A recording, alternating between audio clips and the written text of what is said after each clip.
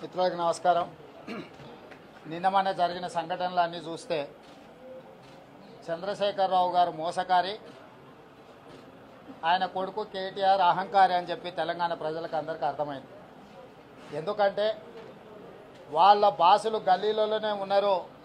మేము ఏదనుంటే గల్లీ బాసుల దగ్గరకు పోతామన్నారు. నువ్వు బాసులు అన్నబడే గల్లీలు ఉండేవాళ్ళు నిండుగా 5 సంవత్సరాలు పరిపాలించమని 63 సీట్లు ఇచ్చి మిమ్మల్ని ఆశీర్వదిస్తే అర్ధాంతరంగా మీరు ఎందుకు ఆత్మహత్య చేసుకుంటున్నారో ఆ ప్రజలకు, నీ బాసులకు వివరించాల్సిన బాధ్యత నీ మీద ఉన్నది. ఇవాళ చంద్రశేఖరరావు గారు ఆత్మహత్య చేసుకుంటే మాకు వచ్చే నష్టం ఏం లేదు. తెలంగాణ సమాజానికి పట్టిన పీడ విరగడవుతుందని మేము అనుకుంటున్నాం. కానీ 51 నెలలల్లో దాదాపుగా 6,75,000 కోట్ల రూపాయల బడ్జెట్ని నువ్వు ఎక్కడ ఖర్చు పెట్టినావు? ఎవరి స్నోలకు పౌడర్లకు ఉపయోగించినావు? పేదలకు రైతులకు చేస్తా అన్న ₹1,00,000 రుణమాఫీ జరగలేదు. డబుల్ బెడ్రూమ్ ఇండ్లు ఇవ్వలేదు. దళితులకు 3 ఎకరాల భూమి ఇవ్వలేదు. కేజీ టు పీజీ ఉచిత నిర్బంధ విద్య ఇవ్వలేదు. ఫీజు రియంబర్స్మెంట్ ఇవ్వలేదు. ఇంటికో ఉద్యోగం ఇవ్వలేదు. నియోజకవర్గానికి 1,00,000 ఎకరాలకు నీళ్లు ఇస్తామన్నం ఇవ్వలేదు. నియోజకవర్గానికి 100 పడకల ఆసుపత్రి కడతామన్నారు, కట్టలేదు.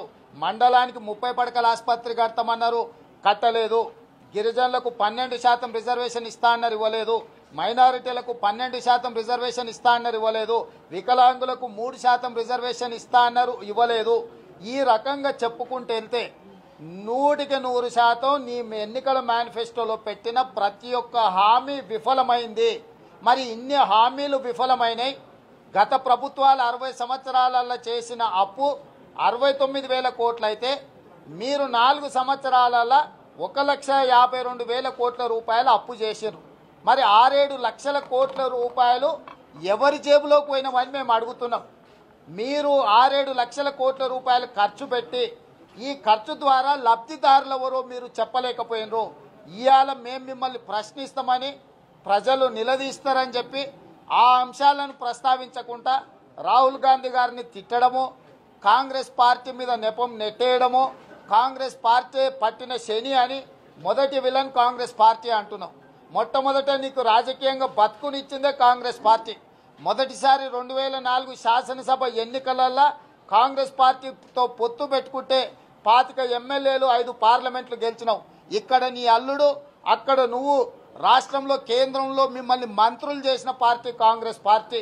అంతెందుకు, ఏకలింగం నువ్వు ఉంటే నీతో కాకపోతే తెలంగాణ రాష్ట్రాన్ని ఇచ్చింది కాంగ్రెస్ పార్టీ. ఆ సందర్భంగా సోనియా గాంధీ గారి ఇంటికెళ్ళి కాళ్ళకు దండం పెట్టి కడుపులో తలకాయ పెట్టి కాంగ్రెస్ పార్టీలో విలీనం చేస్తాను మోసం చేసింది కూడా నువ్వే కదా. ఈరోజు వీటన్నిటికీ సమాధానం చెప్పకుండా మళ్ళొక్కసారి ముందస్తు ఎన్నికల నెపంతో 100 గెలుస్తా అంటున్నావు. 100 గెలుస్తావో నీ బొంద గెలుస్తావో కానీ ఆల్రెడీ నీ 90 పైన నీకే ఉండరు కదా. ఎంఐఎం కలిస్తే 100 నీకే ఉన్నాయి. కొత్త 100 పోయేదేంది, పాత 100 వచ్చేదేంది? ఇదేమన్నా చెల్లని ₹1000 నోటా పాతదిచ్చి కొత్తది తీసుకోనికే?